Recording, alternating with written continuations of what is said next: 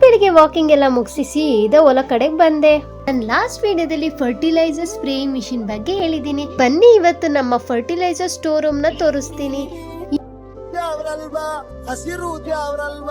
ನಮಸ್ಕಾರ farmers ರತ್ನಗಳೇ, welcome back to ಈ store room ನಲ್ಲಿ ನೀವು ಅಂದ್ಕೊಂಡಿರುವ ದಿನ ಕ್ಲೀನ್ ಆಗಿಲ್ಲ, ಬಟ್ ಎಲ್ಲಾ ಫರ್ಟಿಲೈಸರ್ಸ್ ನ ಸಗ್ರಿಗೇಟ್ ಮಾಡಿ ಇಟ್ಕೊಂಡಿರ್ತೀವಿ. ಎರಡು ಸೈಡ್ ಅಲ್ಲಿ ಸೆಲ್ಫ್ ಅಲ್ಲಿ ಇರೋದು ಬರೀ ಇನ್ಸೆಕ್ಟಿಸೈಡ್ಸ್ ಅಂಡ್ ಪೆಸ್ಟಿಸೈಡ್ಸ್. ಸದ್ಯಕ್ಕೆ ಇದೇ ನಮ್ಮ ಕ್ರಾಪ್ ನ ಪ್ರೊಟೆಕ್ಟ್ ಅಂಡ್ ಮೇಂಟೈನ್ ಮಾಡ್ತವೆ. ರೈತರಿಗೆ ತುಂಬಾ ಜಾಸ್ತಿ ಖರ್ಚು ಬರೋದೇ ಈ ಪೆಸ್ಟಿಸೈಡ್ಸ್ ಅಂಡ್ ಇನ್ಸೆಕ್ಟಿಸೈಡ್ಸ್ ಇಂದ. ಈ ಚೀಲದಲ್ಲಿರುವ ಪೌಡರ್ ಫಾರ್ಮ್ ಅಲ್ಲಿರುವ ಫರ್ಟಿಲೈಸರ್ಸ್ ಅಂಡ್ ಸಾಯಿಲ್ ಫರ್ಟಿಲಿಟಿನ ಇನ್ಕ್ರೀಸ್ ಮಾಡೋಕೆ ಯೂಸ್ ಮಾಡ್ತೀವಿ. ಇದರಿಂದ ಪ್ಲಾಂಟ್ಸಿಗೆ ನೆಸೆಸರಿ ಇರುವ ನ್ಯೂಟ್ರಿಯೆಂಟ್ಸ್ ನ ಕೊಟ್ಟು ಪ್ಲಾಂಟ್ ಪ್ರೊಡಕ್ಟಿವಿಟಿನ ಇನ್ಕ್ರೀಸ್ ಮಾಡ್ತೀವಿ. ಸರಿ ಅಂತ ನನ್ನ ಕೆಲಸನೆಲ್ಲ ಮುಗಿಸ್ಬಿಟ್ಟು ಕುರಿ ನೋಡೋಣ ಅಂತ ಹೋದೆ. ಸದ್ಯ ಅದೇನ್ ಪಕ್ಕದ ತೋಟಕ್ಕೆ ನುಗ್ಗಿಲ್ಲ.